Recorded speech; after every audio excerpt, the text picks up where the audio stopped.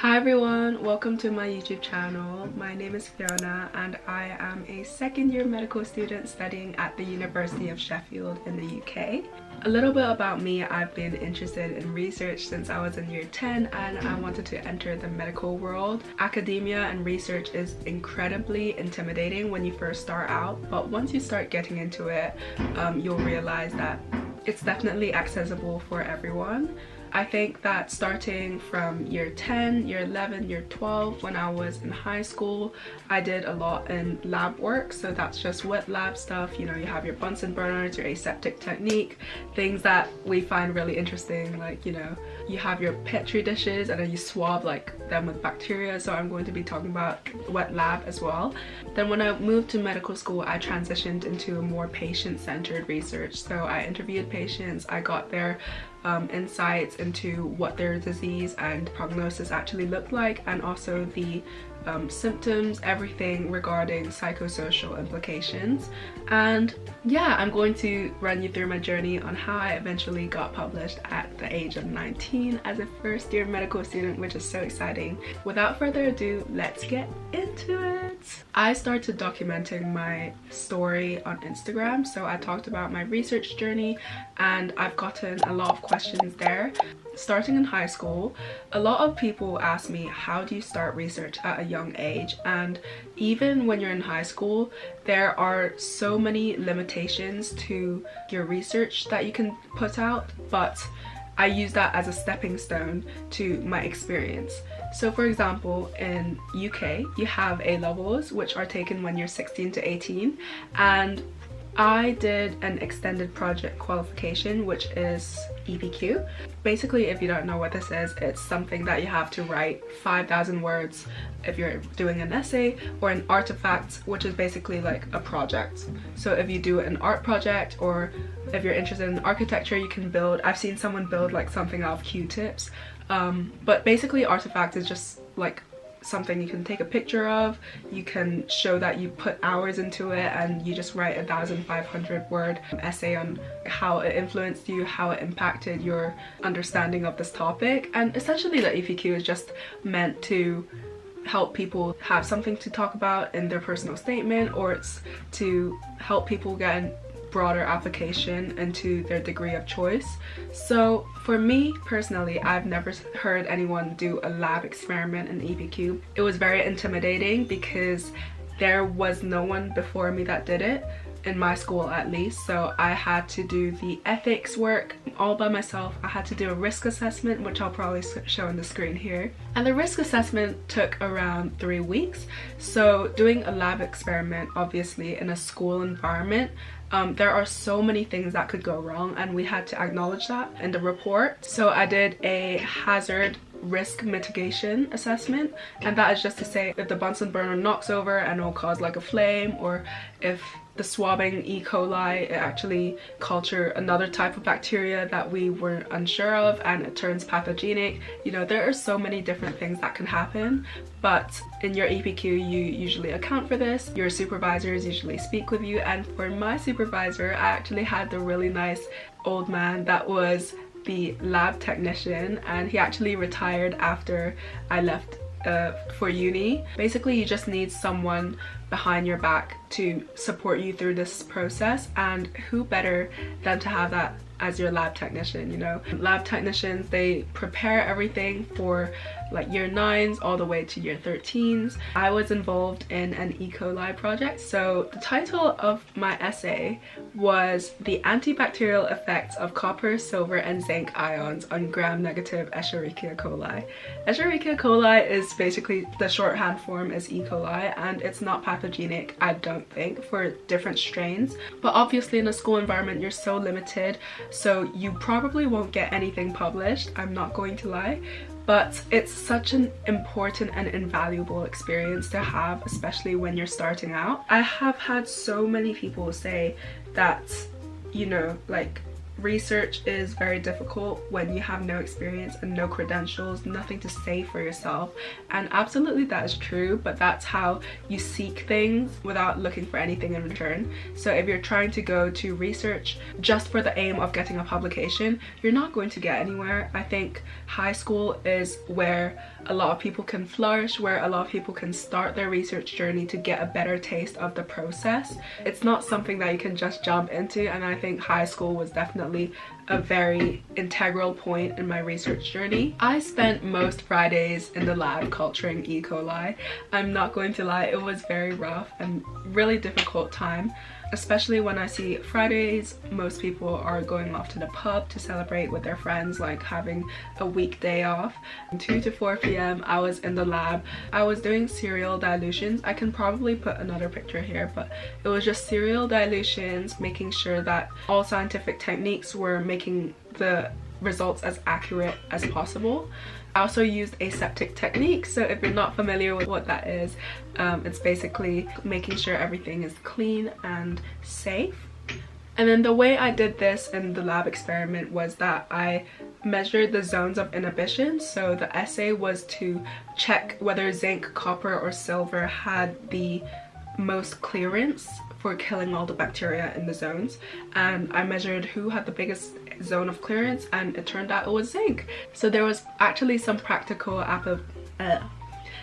some sort of practical applicability to my research, because silver is actually typically used to disinfect hospitals, like surfaces. So this project actually got me an A-star in my EPQ, but it was limited because of the equipment, so I didn't have access to any university level equipment like spectrophotometers.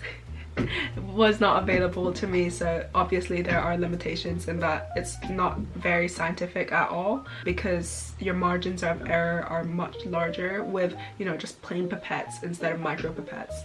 So yeah, maybe it'll be possible in the future if I become an MD PhD, like a researcher. When I went to medical school, I was a first year, so we can imagine how different that must be. In year 13, you're at the top of the hierarchy, you're the highest year group in the school, so obviously teachers respect you a lot more and they treat you with a lot more dignity than if they were to treat a year 7. And in university, I think it's a much different world for research. You know, these are academic PhDs, these are people with multiple degrees. Like, you are at the bottom of the chain. To quote Grey's Anatomy, you are at the bottom of the surgical food chain, research food chain. Like, you are like nothing to them, basically. I'm not going to sugarcoat it, because there is nothing you can offer them. Think about it. If you were a researcher and you wanted to have someone to do your data analysis, you would not touch the first year, because they just finished their A-levels, you know, they just finished 3 months of partying. They have no experience, and you're going to be taking more time and effort in your hands to be teaching them how to use the software, you know, like SPSS software. Like, there is so many things that we are not aware of as first years, and this notion that you can just walk up to a professor after class and ask them if you can volunteer in any of their research projects has never really worked for me. I've emailed multiple professors after their lectures, hi, can I get into your research project? I've got these many academic achievements for me. Nothing. Like, a lot of the time I didn't even get a response back. This is just what hasn't worked for me. I will say that there are so many untraditional routes to get into research. So my way was that I got through an essay competition. Essay competitions are such a great way to broaden your med school CV. You know, like, if you win one, that's so great, and they usually have a cash prize, you know, 300, 400 pounds, and some essay competitions actually publish your winning essay in an adjacent journal. When you research essay competitions, make sure to choose those ones that have like a cool incentive. Some will also give you like an all expenses paid trip to their conference, you know, their annual conference, and I've had that a lot. So I joined this essay competition that had a partnership with a patient population. So they will partner you with a patient, and then you interview that patient, you talk to the patient about their condition, and then you write an essay about it. And that was how I met my patient, because I was incredibly interested in deafblindness, dual sensory impairment, and I was so grateful that my patient was such a lovely woman. You know, she is a representative of her own not-for-profit organization trying to spread awareness about her illness, and she was just so incredibly lovely. Unfortunately, I did not win the essay competition. It was difficult because I know that I've spent so many hours on it. I poured so much heart into this essay, and for it not to win, I was absolutely shattered. But I reflected upon it, and I looked at the patient's story and what I wrote from her interview, and there were a lot of inconsistencies within her experience with healthcare. You know, she's a deafblind patient. She often has to go to the ophthalmologist to her different treatments to check for her health and her deteriorating conditions for her eyes and ears. I just saw how badly she was treated. She spoke about how upset she was oftentimes after an appointment. You know, she was not accounted for, especially since deafblindness wasn't considered a condition in her region, so she often had to seek out help herself to bystanders, faced a lot of discrimination from healthcare workers, and I also associated that with her depression. So, you know, I took this opportunity, I sought her out myself, and I was like, would you be interested in participating in this research with me? And she thankfully said yes. I conducted the second interview process again. I got in contact with a university supervisor to make sure that I completed all the ethical requirements. The patient was debriefed, she was ensured that she would have her confidentiality, but this patient was a particular case because she was not concerned about confidentiality whatsoever, and she was not concerned with having her name in the public eye, and she already represented her company publicly, so that was totally fine. The most important part of the research process, I would say, is that when one opportunity closes, another always opens up. Not everything goes your way. A lot of times you will get rejected and rejected over and over again, especially when it comes to submitting your research to different journals to be published. Like, a lot of the times it does not go your way, but 1 in 100 journals there will always be someone who agrees with what you wrote, agrees with what you found, and decides to publish it. And opportunities always come and go, and it's always what you make of it. I did not win that particular essay competition, but something else came out of it. I got to have a one-on-one discussion with this patient. You know, we are still in contact now, and she is absolutely amazing. I think that her having a rare condition, it also helped in getting my research out. It also had additional applicability because there is such a big scrutiny on healthcare professions and education, and making sure that healthcare workers are not actively discriminating against people with disabilities. I hope that a lot of people don't feel let down, because every experience is an addition to your CV. Not your physical CV, it's just like the CV you have for yourself. So your knowledge, your scientific understanding is always improving. So now I'm going to be talking about submitting research to conferences. So the first submission is always so nerve-wracking. I remember when I had no supervisor, so I felt very much out of the water.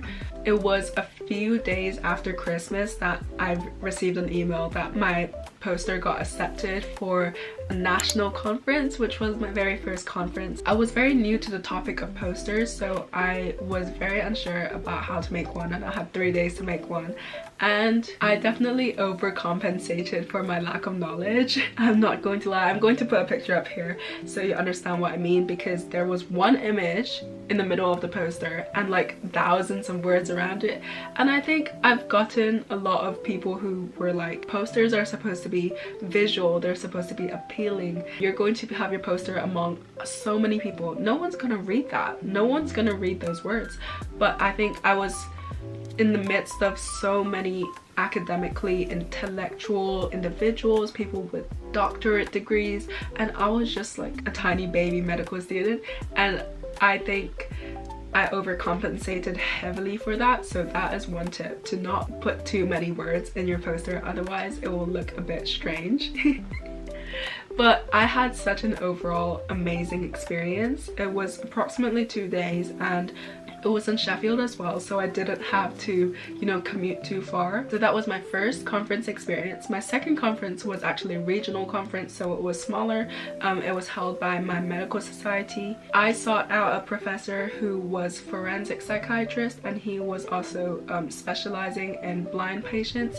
So it was amazing to see how that overlapped with my type of research. I think that having his help, he supported my poster, he helped me through navigating my mindset through applying for conferences, and it was just amazing to have a supervisor for the first time. In the regional conference, it was a bit easier. It's a much more smaller group of people looking at your work.